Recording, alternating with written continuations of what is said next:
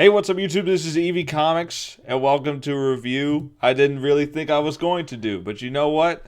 This is a free comic. That's right. Rainbow the Brute is a free comic to read, and I will provide the link to do so to Divinity Comics, where you can download this for free and read it for yourself. Now, hold up now. Divinity Comics, that's not all caps comics. That's not Van Sciver. That's Van Sciver's mortal enemies, the Wheelers. Now hold up, wait a minute. Rainbow the Brute. How am I getting on Divinity? Well, it's because Divinity ended up making a parody. This is Divinity's site. I dare not scroll down further in fear of in fear of getting this video struck.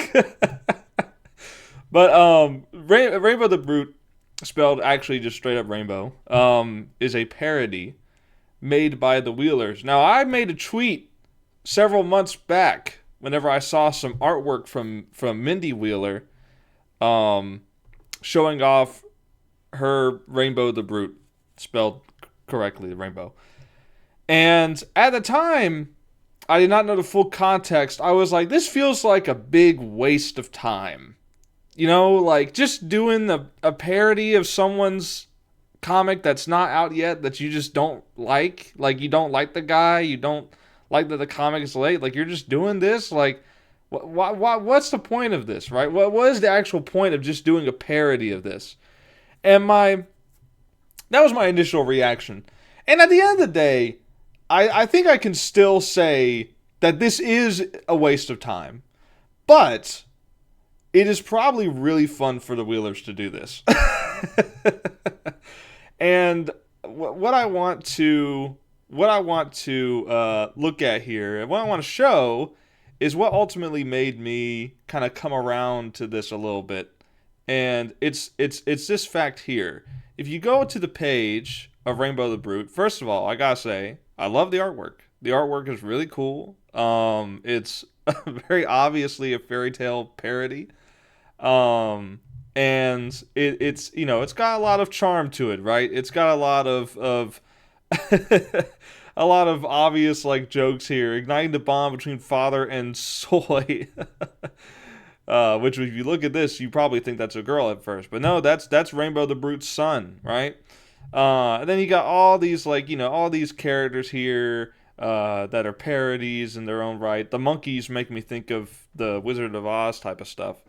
And you know, like, it's fun looking, right? It's pretty interesting. It's got some cool ideas to it, right? It's fun. It's fun, and that's the whole point of it. This is not Van Sciver's art. I think this is a different. The Kyle Ritter variant. But you know, what's the big deal about this comic, right? What's the problem with this? Why would the Wheelers go out of their way? Mike and Mindy Wheeler. Why would they go out of their way to make a parody of this? Well, this project was fully funded on November 29th, 2020. Now, if your math isn't that fast, let me do it for you. That's 5 years. And 5 years to make a comic is unacceptable. And I don't care who you are. I don't care what amount of fame or clout or whatever accomplishments, whatever you have in your life.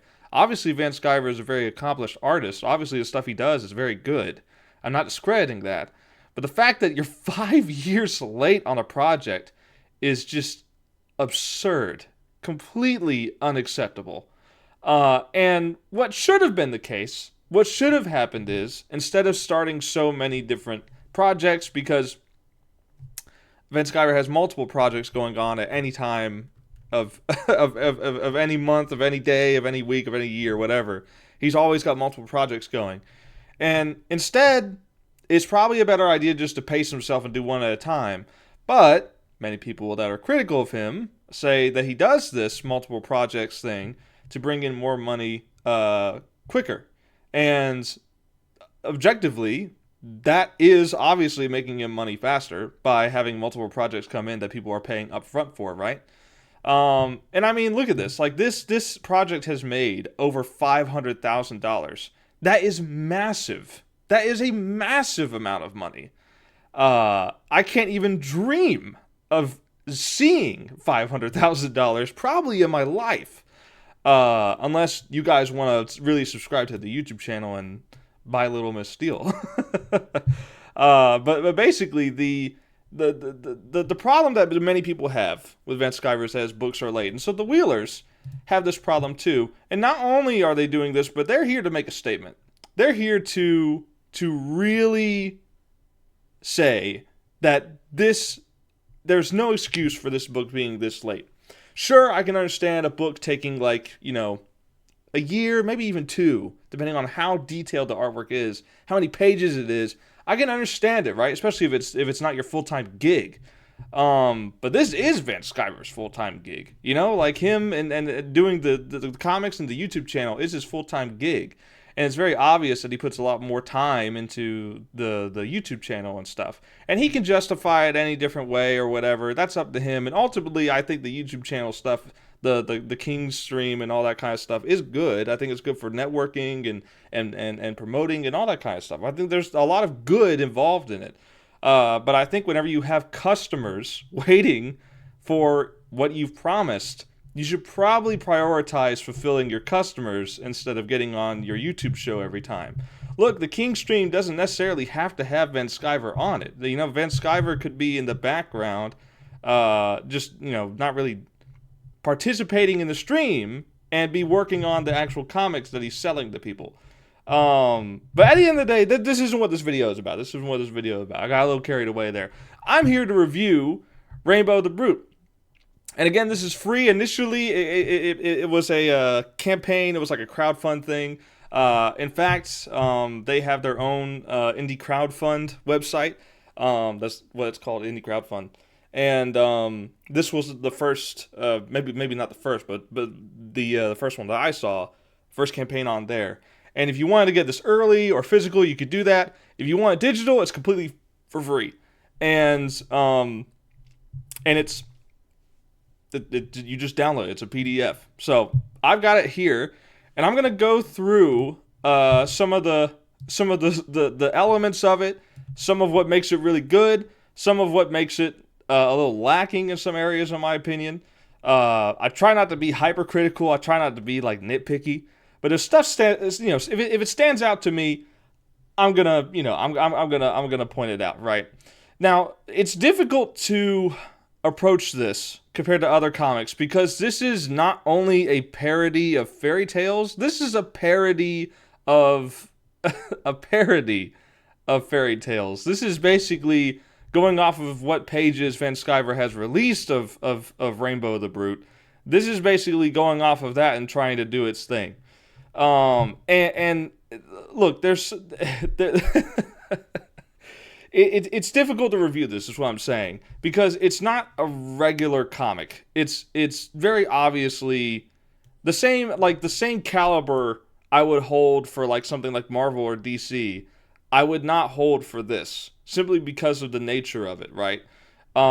It's very obviously a parody through and through, not just in fairy tales, but it's also got some political stuff in there. There are communist goblins.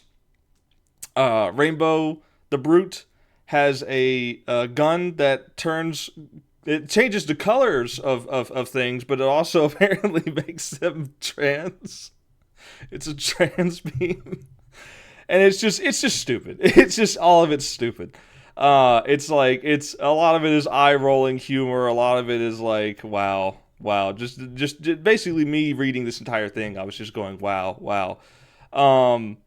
And look, like there's a lot of really good stuff with the art here. Like I want to talk about this page especially. This is the page that I saw where I commented on saying that this was a huge waste of time, despite the fact that I thought the artwork was really good. And yes, the artwork is pretty good throughout this. There's a few things that I want to critique here and there, but for the most part, the artwork is pretty good. This page especially kind of stands out to me. The way it's the border is kind of like, it's circular here, and then you've got it goes the same circle here, and it allows us to have like this like rainbow shape, and I really like that. That's creative instead of just doing like squares and stuff. And ever since I've seen this, I've even experimented with my own stuff. Like I've tried to do different shapes of borders and stuff like that in my own comic. And there's the grift, by the way. Go read Little Miss Steele. But the presentation I think is pretty good for the most part. There's a lot of varied shapes and everything like that. Border breaks as well, which I try to do from time to time. Stuff like that. It's good. It's good, right? And the artwork, I would say, is pretty consistent overall. There are a few pages where things look slightly off, but nothing really noteworthy. Nothing really for me to really point out as far as that goes. As far as the humor, I'm not really gonna go over the jokes because that's all this comic is the humor, and I don't really want to spoil that. I've kind of just like said all I wanted to say about it is that it is very obviously a right wing a parody. So if you're a leftist, you probably won't like this unless you're like not a super leftist in which you can laugh at yourself. Then maybe you will enjoy this. But it's basically it is made to be offensive. I'll put it that way. It's not the most offensive thing I've ever read, right? Like I wouldn't say it's the most like egregiously offensive for the sake of being offensive. But it does have some jokes that definitely would not fly in today's media climate. Let me put it that way. But but yeah, like I said, the artwork is pretty good all throughout it. Like pretty consistent for the most part. The jokes. That's all I can really say about it. The jokes, but the main plot kind of focuses around his pot of gold being stolen by these bears. Now the bears, I kind of glossed over this, but they are called the Unbearables. Hilarious. I love a good pun, and I think that's pretty good. They're essentially Care Bears, and they've been forced to care for others. So they're like, hey, you owe us because we've done this good thing for society. You owe us your care and attention and money. And in an exaggerated way, I think we all know people like this. But these bears are basically like humorous representations of like manipulators. Essentially is what it is. Emotional manipulators in a cartoonishly evil way. And they steal his pot of gold while he's drunk. And by the way, I've read Rainbow's voice as Keith David. Highly recommend it for the experience. It makes it pretty good. But the bears basically take his pot of gold, and the pot of gold begins to weaken the rainbow. Apparently, his power basically holds the rainbow up, which keeps this land peaceful and intact. Without it, I guess it just all falls apart. And that's basically the inciting incident, right? That's basically like the crux of what our adventures go on. And along the way, like they run into some stuff. Like they run into some like sprites or elves, whatever these things are. They hit them with the gay beam and change their colors and then send them running around and all that kind of stuff. And then they go to the next page, and then there's the communist elves, which were shown in the bar, so they don't just come out of nowhere. In fact, it makes sense for them to ambush them here because he threw a stool at them. But they also, I think the bears were also harassing them for money too. But nah, maybe not. But yeah, and then they go through here. They beat up the elves, right? They go through. I'm not gonna go through all of it, but and then you got these knights that come around, the Thundercloud knights that come around, and basically he shoots them with the gay beam too, or the trans beam, and send them off. Again, funny artwork. It's pretty funny. The facial expressions are always just like so absurd. And then after that, there's two attacks of the communist elves or goblins or whatever they are, and then the knights, and then they go into this cave to fight the bears. They end up fighting the bears, and this is probably the best action out of all of it. It's pretty good. Like I'm not gonna say like it's the most creative, intense action I've ever seen, but again, parody comic. I'm not grading this as seriously as other stuff. But yeah, I mean, like it's pretty good. It's the shock gore to it, right? I hope that doesn't get me zapped on YouTube. Speaking of zap, he gets zapped with the trans beam, and this panel especially is hilarious. Yeah, that bear is caked up, but and this actually leads into a criticism I have, but I'll save it for the end. The plot synopsis: the bear escapes, and in working with the goblins, they sap the pot of gold strength to drain the power and power the machine and use it against him. They're heightening the emotions of everyone, and they begin to feel super sad for each other. And then that's it, to be continued. Oh man. So yeah, that happens. That's a lot. Let's go over the criticisms. And I'm going to go ahead and get the artwork out of the way because I really don't have a lot to say about the artwork as far as criticism goes. I usually don't go too much into the artwork just because art is very subjective, and what style appeals to one person might not appeal to the other. I like the art style. It's not my favorite. It's not my least favorite by far. It definitely has like a sort of charm to it, right? It reeks of parody just by looking at it. Like if you looked at this and saw these bears, this is going to be a parody. So I think the art style fits what it's trying to do. The main thing that I noticed reading this is that the bears, specifically the yellow one, tends to change the amount of fingers on its hand. And in here you've got four fingers, and then I'm assuming there's a thumb behind the teddy bear, which is ironic. It's a bear holding a teddy bear. And then here you've got three, right? You got three fingers, and then the thumb right there, right? That's not another finger, that's the thumb. And you look over here, and then now he's got four fingers. Now I thought maybe that because it's a bear, maybe they just drew four fingers on the bear, and the thumb can sometimes move a little farther or whatever and make it look like a regular bear paw or make it look like a hand. I mean, you've got a horse with hooves picking up a glass of ale and drinking it. So, I initially thought, okay, maybe it's just like that kind of thing, right? And then you scroll down to page 18. And this is where things start to get a little complicated. Because here we are again with the four fingers on both hands here. But hold up. We've got three fingers on the blue bear and a thumb.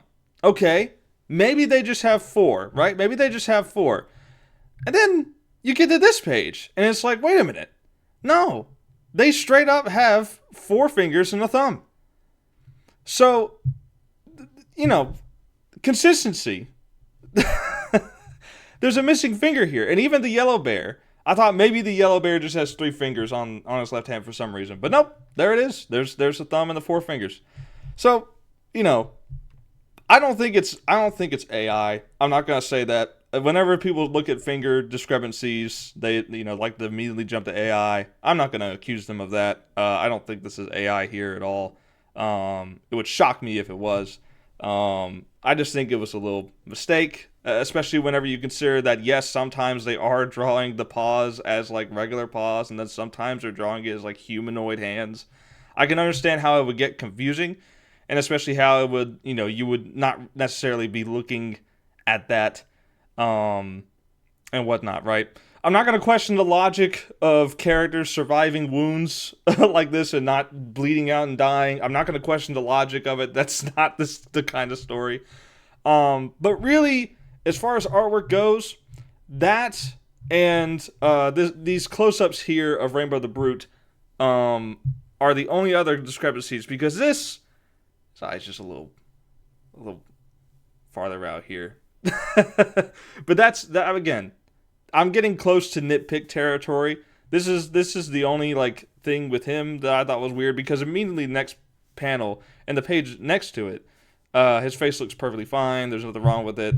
His face is pretty consistent throughout it. But this one just looked a little off. The eye's just a little drifting this way.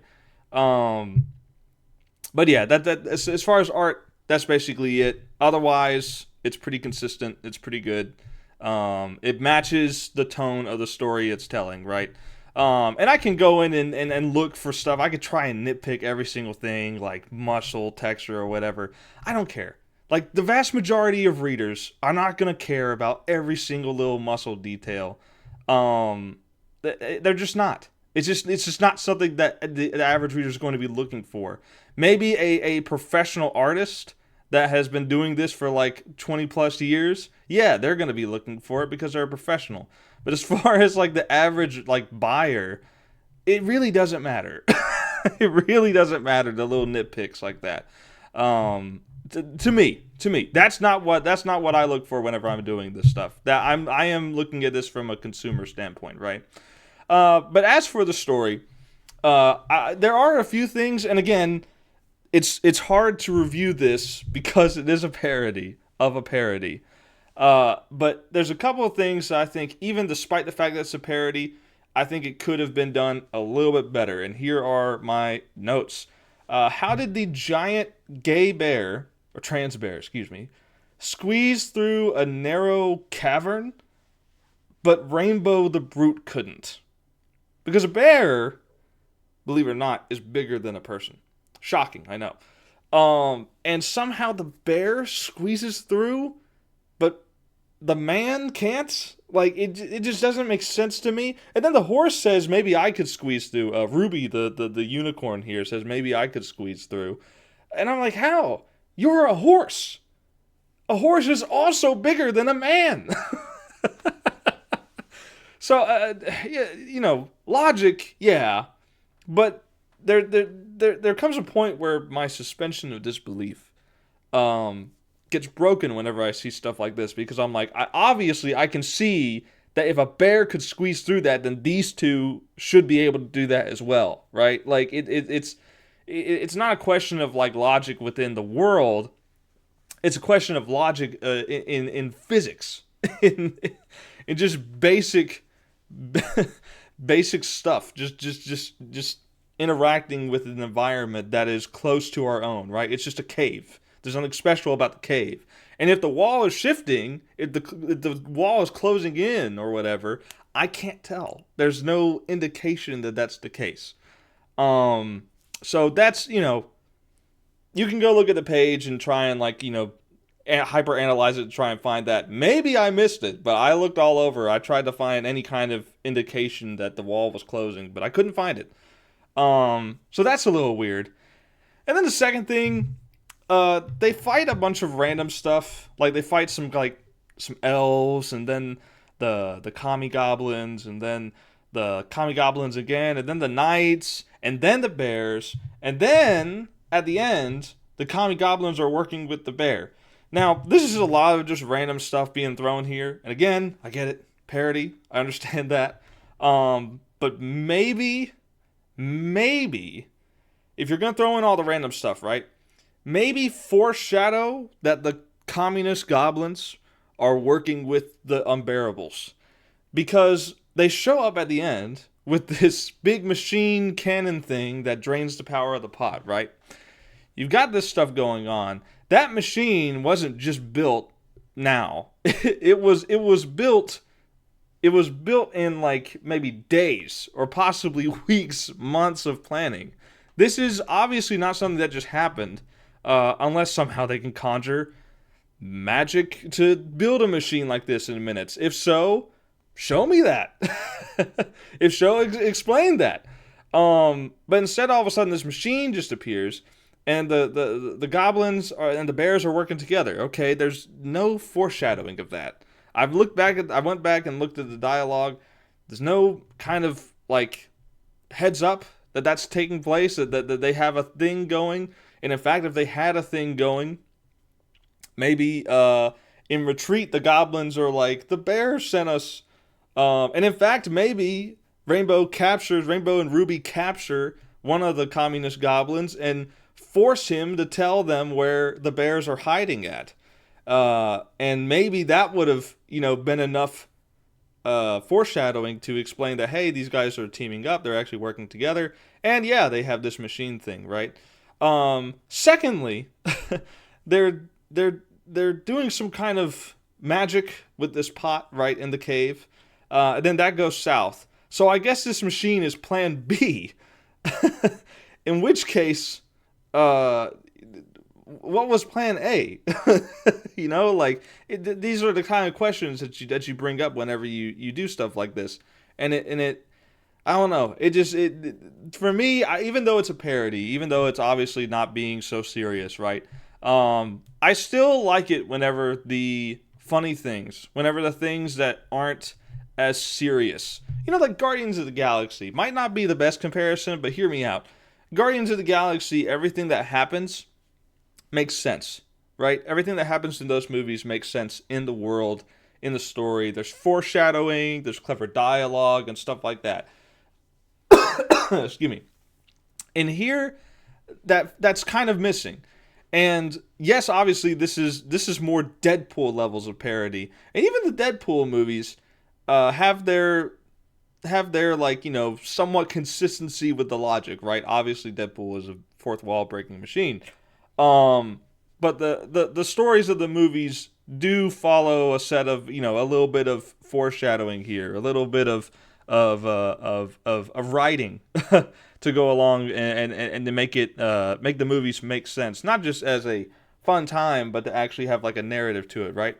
And character arcs and whatnot are actually present in Deadpool. There's not really any character arcs here, and obviously it's only like 35 pages, so I don't expect a grand narrative. I don't expect anything like huge or anything, but I would like to see a little bit of a story, a little bit of kind of setup and payoff here and there, right? I would like to see a little bit of that, and I didn't really get that from this.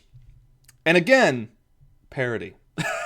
So that might not even bother you. That might not even be a deterrent. You're like, oh, I just get to turn my brain off and enjoy some stupid jokes of a parody that's 5 years late. You could just enjoy this, right? And even if it's nothing more than to just revel in the fact that they made this comic in, according to the Wheelers, 3 months. Van Sciver's been saying it's taken them a year. Regardless, I don't care if it took them a year or 3 months. If it took them 3 months, that's impressive. If it took them a year, that's impressive. You want to know why? Because anything looks more impressive versus 5 years. 5 years. Anyway, yeah, but that's basically all I had to say about this comic. It's stupid. It's fun. It's just it's just mindless fun. And the artwork's pretty consistent overall. Minor discrepancies here and there, but artwork's pretty good. I enjoyed it. I mean, I'll be honest, like I wouldn't have bought this just because like parodies often aren't really my thing, aren't really my favorite thing to read. As far as comics go, as far as like movies go and stuff like that. The scary movies. I never really watched the scary movies. But I have watched some of the horror movies they've parodied, right? I would rather just watch the horror movies than the parodies themselves. But if Scary Movie is on for free, then I'm gonna watch it. You know what I mean? Like it, and this I think is a good example of that, where like this comic is free to download, and I think it's really good that they made it free to download because ultimately it is basically just ripping off Van Sciver's idea here. And changing it, doing a little bit of a different paint job, Hey, can I copy your homework, bro? Sure, just don't make it look obvious, Like that's kind of what's going on here. And look, Van Sciver's idea isn't exactly unique. There's been other stuff like this before, and other stuff since. But the overall idea, I think it's good to make this for free, because it avoids the potential of a lawsuit, I think, from Van Sciver. Yes, they did a crowdfund for like, the physical copies of it, but I think they could potentially, if a lawsuit happened, I think they could potentially argue that the funds were strictly for the actual, like, physical, the paper and book and shipping and all that kind of stuff, whereas the actual book itself is available for free. Like the book, the actual the property itself, the contents of the book is free. And I think that's smart. I think they know what they're doing with that. So will Van Sciver sue them? I don't think he will. I think it would be a very dumb idea to do that because it would make him look very bad. Not only would people be mad at him for having a 5-year late book, but they would also be mad because it looks like he's butthurt about someone doing this book faster than him. So, yeah. Anyways, that's basically it for this video. So thanks so much for watching. Check out Little Miss Steele. Volume 6 is dropping New Year's. I'm not entirely sure if it's going to be at midnight on New Year's, because I don't know if that would be a good window for release. But it will definitely be on New Year's Day, January 1st. Volume 6 is going up. So it might be in the morning. It might be at midnight. I'm not entirely sure. But look forward to it, because this is going to be a very big volume here. Thanks for all the support throughout all of this. We have almost hit 30,000. I thought we did, but I miscounted. We are almost at 30,000 views, which is a big deal. Big deal for me. And I really appreciate all you guys enjoying Little Miss Steele, enjoying it, reading it, sharing with your friends. Read the One Shell of a Christmas thing. I know it's past Christmas, but it's only 4 pages. If anything, this is a Christmas parody. And if you like Rainbow the Brute spelled the correct way, maybe you'll like this little Christmas parody here. It's also got puns. But until next time, thanks so much for watching. Until next time, peace out.